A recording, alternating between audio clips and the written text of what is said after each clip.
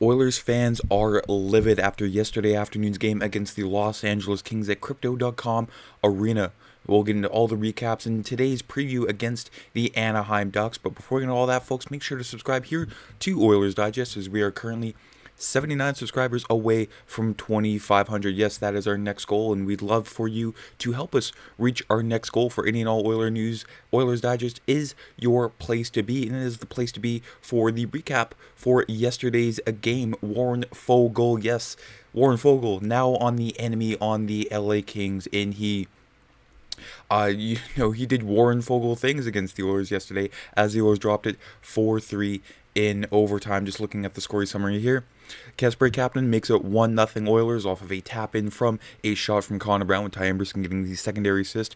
And then Warren Foegele making it known that he is now on the opposition. Quinton Byfield manhandling his way to the front of the net off of a pass from Warren Foegele, making it 1-1. And then Warren Foegele, from a very, very tricky rebound, finds its way past Stuart Skinner, making it 2-1 Kings before the end of the first. And in the second period, the Oilers got a power play, and Ryan Nugent-Hopkins doing vintage Ryan Nugent-Hopkins things, making it 2-2 with a beautiful wrist shot from the slot. And then Victor Arvidsson, tremendous passing play from Vasily Podkolzin in Leon Draisaitl. Leon Draisaitl picking off a pass from a Kings defenseman, finding Vasily Podkolzin, and Podkolzin dropped it to Victor Arvidsson, making it 3-2 Oilers. But Tanner Jeannot from a tap-in from Jordan Spence, making it 3-all Kings.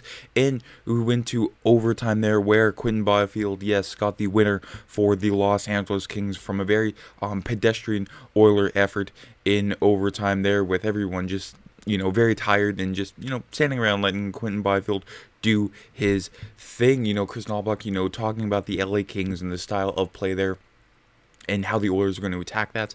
Kris Knoblauch had this to say. He said, I think especially early in the game, the turnovers in the neutral zone, we want to carry the puck in the offensive zone as much as we can, but if it's not there, we have to put it behind the defense and establish forecheck and make the defense turn. It makes it a lot more difficult on them, and I think too often we didn't put them in that position. Of course, many times over the season, the Oilers have fallen victim to, the physical teams, not letting them inside the zone. Of course, the Florida Panthers, especially with that Panthers forecheck, made it very hard for the Oilers, and same with the Kings.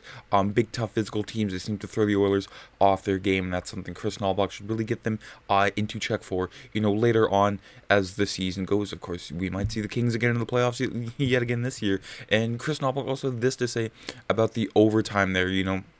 Everyone just, very tired of course, out of gas there. He said they had possession there for a while. Nuge obviously can't change recklessly. He's got to stay out there. We were able to get a lot of changes one at a time, and Eki got off. So you can just see at the end there, we had tired guys. And when you're out there tired, it's difficult to defend. It was a close division battle that came down to sudden death. But, of course, head coach Kris Knoblauch said that post-game that besides a handful of strong individual performances, he didn't see enough collectively from his forward group. I mean, the top six played well, but the bottom six, we'll get into in a second, a lot more to be desired. Just not having enough of our lines going. We had strong contributions from some guys, but we just couldn't maintain the momentum because of everyone not playing to their best. And you can sort of chalk that up to, the first game from the holiday break. But, of course, excuses are not everything, and I mean the officiating too. I'll just say it was garbage. I've seen them, in divisional games, it's been a lot better, but it's also been a lot worse. But yesterday, not the best officiating. I mean, Hyman getting hauled many times. The Stuart Skinner, his strap on his goalie mask was loose there. Of course, we saw that earlier in the game with Darcy Kemper taking a shot off the mask. And of course, it was whistled very quickly, but nothing for the Oilers when it comes to Stuart Skinner in a loose goalie mask. You can see that's the most animated I've seen him been in quite some time there. A very long discussion with the officiating crew after, the whistle did not go for a loose strap. And of course, the league in recent years, they've really made that important when it comes to, goalie protection. But not for Stuart Skinner there. And then the shots on goal, very even. Of course, you couldn't get even more even of a matchup between the Oilers and Kings. Shots on goal 29-27. The Kings winning the faceoffs 33-28. The Oilers converting one of their two power plays, but the Kings not converting their only power play chance. And Of course, their penalty minutes should have been a lot higher on both sides. I will say that should have been, even, not just, biased towards the Edmonton Oilers as much as I make it sound. But again, like the heat map here from Natural Stat Trick, when it comes to, offensive zone unblocked shots, the heat map 5-on-5, not just all evens. This is just at 5-on-5. And again, both teams crowding the goaltender.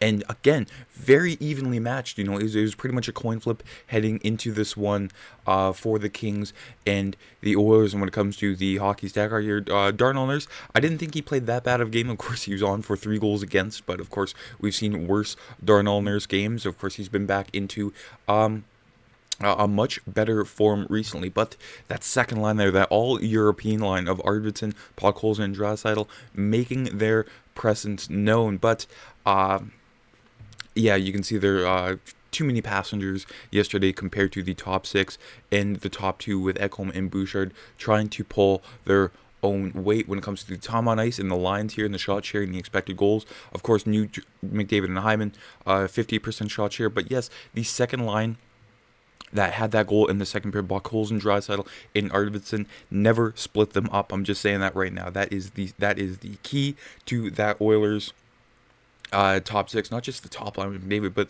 Podkolzin, Draisaitl, and Arvidsson. I know we originally saw at the beginning of the season, Skinner, Draisaitl, Arvidsson. You can see there, Jeff Skinner. He is just out there for a skate at this point. Not too sure what Kris Knoblauch has in his future, but he is just out there, and if he's got to be frustrated at this point, right? But when it comes to the defensive pairings, of course, the Stetcher and Emerson line, not the greatest game for them yesterday. They did get manhandled on that field goal in the first period. But other than that, of course, it wasn't the worst game the Oilers have played. It was just a very weird one. Lots of bounces, lots of missed calls, lots of opportunities missed.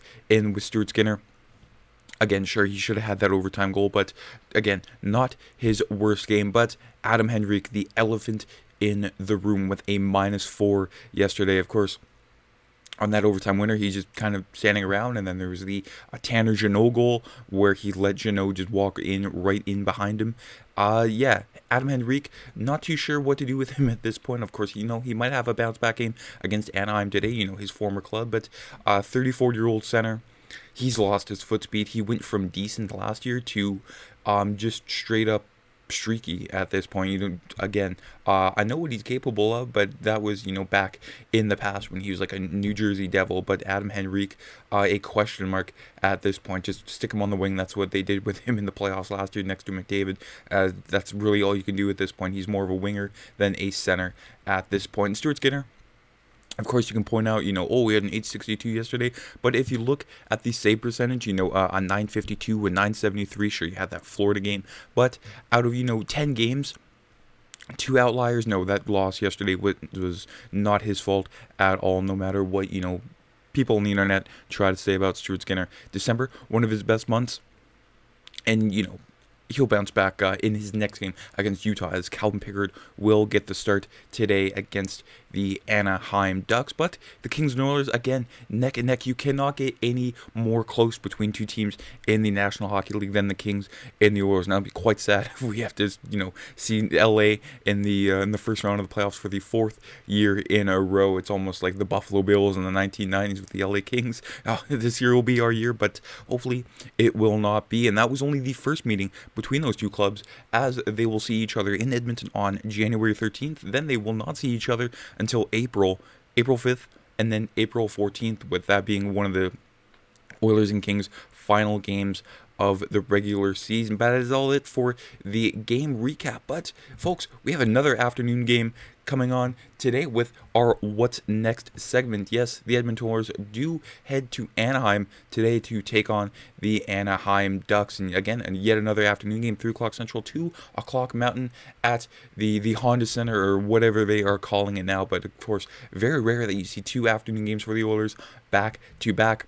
And good news, the Oilers have taken their last 7 meetings with the Ducks to tie their longest active win streak. Also against Pittsburgh, against any other NHL opponent, with Connor McDavid having recorded 17 points with 5 goals and 12 assists over a coinciding 7-game point streak versus Anaheim. Let's just take a quick look at the Anaheim Ducks roster here. Frank Vatrano, Ryan Strome, former Oiler, and Troy Terry, Alex Killorn, Leo Carlson, and Brett Leeson.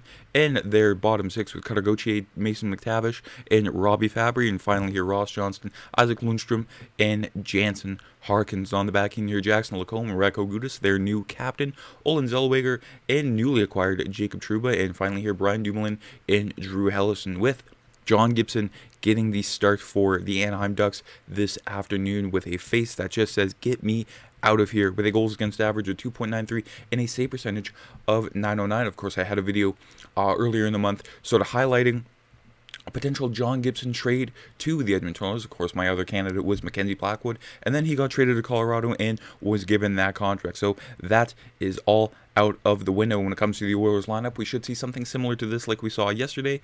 I would change, Janmark, Henrique, in Brown, but Kris Knoblauch knows a little bit more than I do, and yet it should be Calvin Pickard getting the start today for the Edmonton Oilers. And that's not it for hockey today, folks, because after the Oilers game, we have Germany in Canada. Of course, one game ends and another begins. Hopefully they get that bounce back after the shootout loss to Latvia, and that one is at 5:30 Mountain. And earlier here, you can sort of double screen the Finland-United States game. Hopefully Paul Fisher makes his way back into the United States lineup, as he was not in the lineup yesterday against Latvia. But that is it for today's video. Lots of hockey, lots of sports. It's the holiday season.